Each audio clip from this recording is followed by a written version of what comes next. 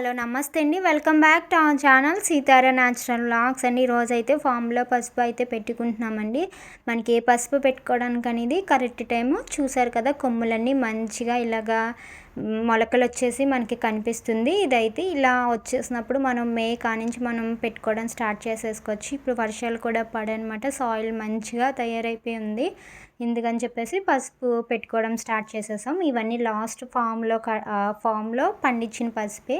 అప్పుడు ఇలా తల్లిదుంపలన్నీ ఏంటంటే కలెక్ట్ చేసి పెట్టుకున్నాను. కొమ్మలు మామూలుగా పసుపు చేసేసుకుని ఇలా తల్లిదుంపలు చేసి పెట్టుకున్నాను. ఎందుకంటే దీని నుంచి అయితే మనకి పసుపు బాగా వస్తుందన్నమాట, గ్రో అవుతుంది. పసుపు పంట అనేది మనం ఇలా వరుస క్రమంలో పెట్టుకోవచ్చు. లేదు అంటే కనుక ఒకే చోట కూడా అలా మొత్తం ఒకేలా కొంచెం మళ్ళా చేసుకుని అక్కడ కూడా అలా కూడా పెట్టుకోవచ్చు అండి. కొంచెం సాయిల్ అనేది మనకి లూజ్గా ఉండాలన్నమాట.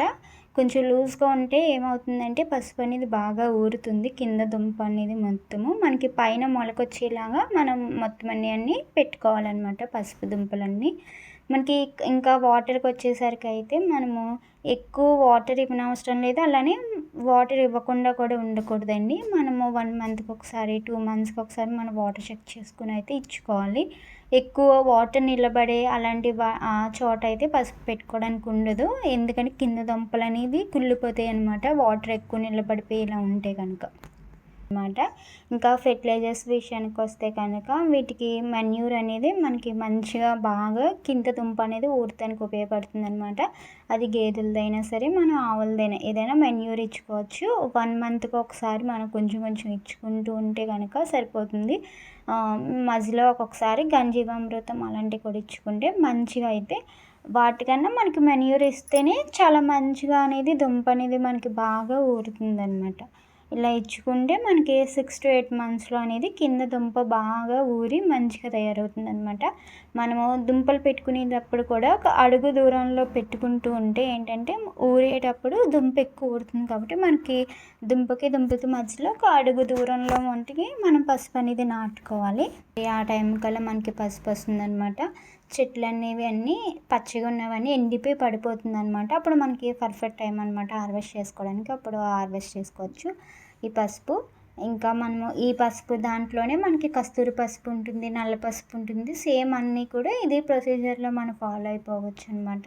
సేమ్ ఇంకా ఇది కాకుండా మనకి కంద ఉంటుంది. కంద కూడా ఇలానే మొలకలు వచ్చేసి మనకి మంచిగా రైట్ టైం ఉంటుంది. ఆ టైంలోనే మనము పెట్టేసుకుంటే కనుక మంచిగా దుంప జాతి ఏవైనా కానీ మనకి మే, జూన్, జూలై ఈ 3 మంత్స్లో పెట్టుకుంటే కనుక మనకి సంక్రాంతి ఎండింగ్ వచ్చేటప్పటికి మంచిగా గ్రో అవి ఉంటాయి.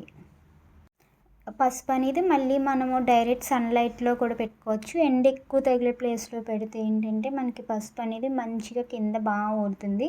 అలా కాకుండా కొంచెం చెట్ల కింద ఒక్కొక్కసారి మనకి ప్లేస్ లేదని ఇలా కొబ్బరి చెట్లు కానీ ఏవైనా ఫ్రూట్స్ ఇలాంటి చెట్లు ఉన్నప్పుడు కొంచెం ఎండ అనేది అంతగా డైరెక్ట్ ఎండ అనేది పడదు, మనకి పార్షియల్ సన్లైట్ అనేది పడుతుంది కదా, తక్కువ ఎండ. అలాంటి చోట పెట్టుకుంటే కూడా కొంచెం తక్కువ వస్తుంది కానీ అది కూడా బాగా వస్తుంది. ఎందుకంటే డైరెక్ట్గా ఎండ తగిలే చోట అనేది ఎక్కువ బాగుంటుంది పసుపు.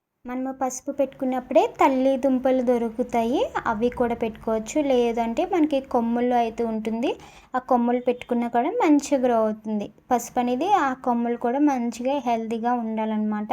కొన్ని అయితే కొంచెం ఏవైనా పురుగు పట్టిన అలా ఉంటే అలాంటివి మనం పెట్టుకోకూడదు. ఎందుకంటే దాని నుంచే మనకి విత్తనం నుంచే మంచిగా రావాలంటే మనం చూసుకునేటప్పుడే మంచిగా హెల్తీగా ఉన్నది మనం పెట్టుకోవాలన్నమాట.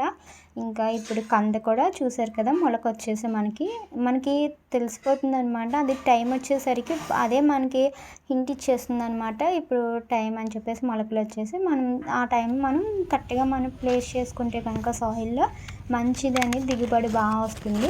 వాటితో పాటు అవర్స్లోనే ఇంకా కొంచెము ఇలా స్తంభాల దగ్గర ఏంటంటే కాకరకాయ కూడా పెడుతున్నాం అనమాట. సీడ్స్ ఇవన్నీ ఏంటంటే ఫెన్సింగ్ వేసి ఉంది కాబట్టి దానికి ఎక్కించుకోవడానికి అది బాగుంటుంది.